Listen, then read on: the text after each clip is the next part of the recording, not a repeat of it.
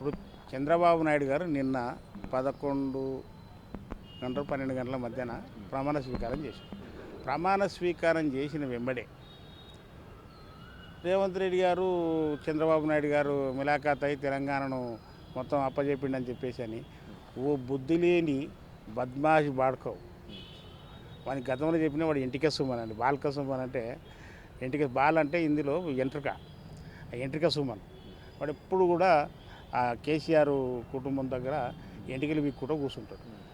ఎంటికలు వీక్తాడా లేకపోతే గడ్డి వీక్తాడా ఏమన్నా. అయితే ఆయన ప్రమాణ స్వీకారం చేసి 10 నిమిషాలు కూడా కాదు.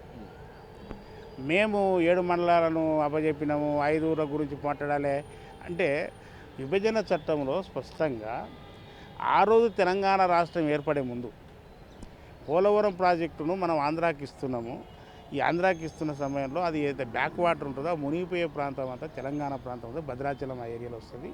కనుక మేము మీకు తెలంగాణ రాష్ట్రం ఇస్తున్నాం, మీరు ఒక 7 మండలాలు అటు వదులుకోవాల్సి వస్తుంది, లేకపోతే ప్రాబ్లం అవుతుందని చెప్పేసి తెలంగాణ రాష్ట్ర ఏర్పాటుకు ప్రాబ్లం అవుతుందని చెప్పేసినప్పుడు సాక్షాత్తు ఒప్పుకున్నోడు మాజీ ముఖ్యమంత్రి కేసీఆర్ గారు. అసలు విభజన చట్టాన్ని రాసిందే నేను అంటాడు ఆయన. స్పష్టంగా 7 మండలాల విషయంలో కేసీఆర్ ఒక మాట చెప్పిండు. ఏమని చెప్పిండు? ఈ బాలకృష్ణ గారిని కూడా గ్యాప్. ఇదే నేపథ్యంలో 7 మండలాల విషయంలో మాత్రం వెనక్కి రావాలి, మళ్ళీ మన తెలంగాణలోకి తీసుకురావాలి, ఆ డిమాండ్ చేయాలి రేవంత్ రెడ్డి అంటూ కూడా బాలకృష్ణ అన్నారు. నేనేమంటున్నా, అసలుకు ఇంత పెద్ద తెలంగాణ వస్తుంది, ఈ 7 మండలాలు పోతే ఏమవుతుంది అన్నాడా అని కేసీఆర్ జనాలే అన్నాడు. ఇప్పుడు అన్నది కదా, తెలంగాణ రాష్ట్ర విభజన జరుగుతున్నప్పుడే విభజన చట్టంలో దానికి ఆర్డినెన్స్ తీసుకొచ్చినప్పుడే చెప్పిండు. 7 మండలాల గురించి విలేకరులు అడగంగా తెలంగాణ ఉద్యమకారులు అడిగితే ఒక ఇంత పెద్ద తెలంగాణ రాష్ట్రం వస్తుంది కదా, హైదరాబాద్తో కూడిన తెలంగాణ మనకు వస్తుంది కనుక ఒక 7 మండలాలు పోతే తప్పేముంది, నష్టమేముంది, మేము భరించుకోక తప్పదు, అంతా కూడా ఒకటే కావాలంటే అవుతుందా అని చెప్పేసి అని మాట్లాడినాడు మీ కేసీఆర్. అది అన్ని ఛానళ్ళల్లో వచ్చింది, పేపర్లలో కూడా వచ్చింది. అంటే ఇంత పెద్ద తెలంగాణ రాష్ట్రం వస్తుంది, ఆయనతో పోతే మనం ఏం చేయలేము పరిస్థితి అని చెప్పేసి అని మాట్లాడింది కేసీఆర్ గారు. ఆ తర్వాత మళ్ళీ రాజకీయంగా ఉల్టా తిరిగి ప్రాంతాల మధ్యన విభేదాలు సృష్టించాలి కనుక రాజకీయ లబ్ధి కోసం కేసీఆర్ గారు మళ్ళీ యూటర్న్ తీసుకొని మాట్లాడాడు.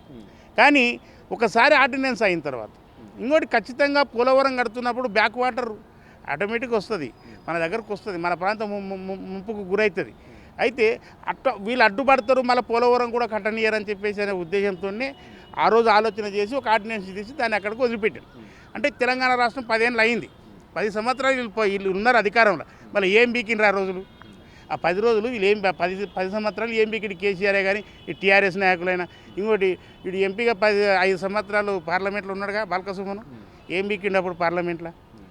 లొల్లి పెట్టిండ్రా? పెట్టలేదు కదా.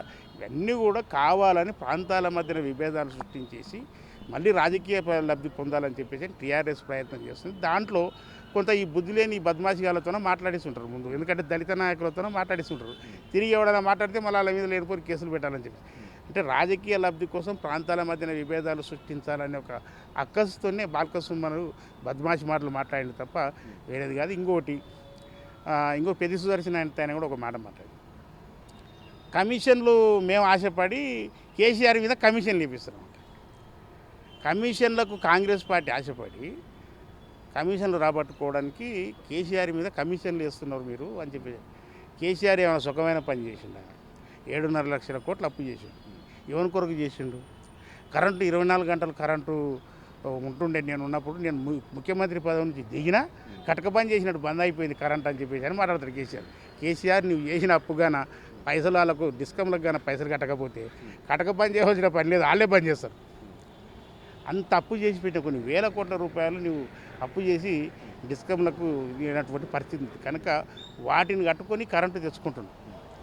నీవు చేసిన అవినీతి బండారాన్ని కనిపెట్టడానికి సిట్టింగ్ జడ్జితోనే, మేము హైకోర్టు జడ్జితోనే చేసినాం. నీవు నోటీసులు వచ్చినాయి, దానికి వివరణ ఇవ్వకపోతే అరెస్ట్ చేస్తారు.